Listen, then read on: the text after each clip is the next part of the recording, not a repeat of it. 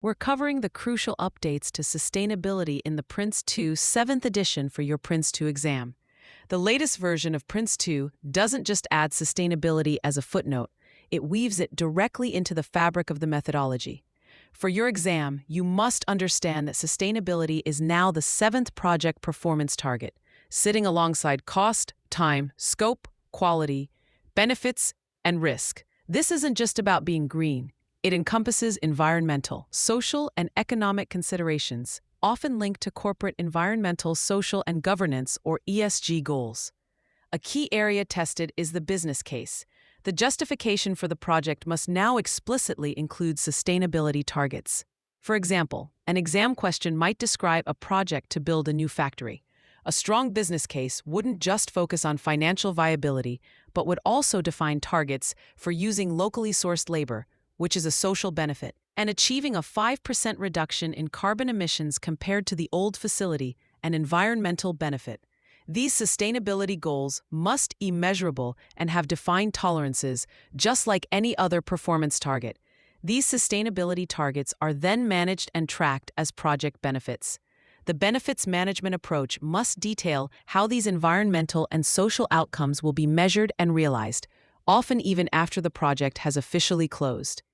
So if a project's goal is to reduce paper usage by implementing a new digital system, the benefit might be measured in trees saved or reduction in waste disposal costs. The exam will expect you to connect these sustainability objectives directly to the project's value and justification. Another critical concept is tailoring. PRINCE2 must be adapted to the project's context, and this heavily applies to sustainability. A small internal software update will have vastly different sustainability considerations than a major public infrastructure project. An exam scenario might test your judgment on what is an appropriate and proportionate sustainability practice. For a low-impact project, you wouldn't create a massive, standalone sustainability plan. Instead, you'd integrate considerations like energy-efficient coding into the work packages. This integration aligns projects with broader strategic goals, like the United Nations Sustainable Development Goals or a company's net zero commitments. Your exam may present a situation where you need to show how project-level sustainability efforts support these larger corporate objectives. Now, let's talk about common exam traps. First, candidates often mistakenly equate sustainability with only environmental factors. The exam will test your understanding of the three pillars: environmental, social, and economic. A project could be environmentally sound, but fail on social grounds by using unethical suppliers. A second trap is treating sustainability as a separate activity. Questions may tempt you with an answer that suggests creating a standalone sustainability process.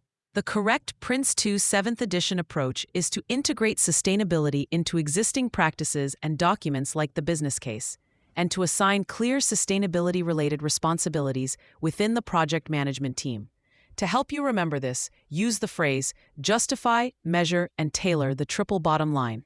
This reminds you to first justify sustainability in the business case, then measure it as a project benefit, and finally, tailor your approach to the project's specific environmental, social, and economic context. It covers the core ideas you'll need to master for your exam. For free practice questions, AI-powered explanations, and more exam prep tools, visit openexamprep.com. That's openexamprep, all one word, .com.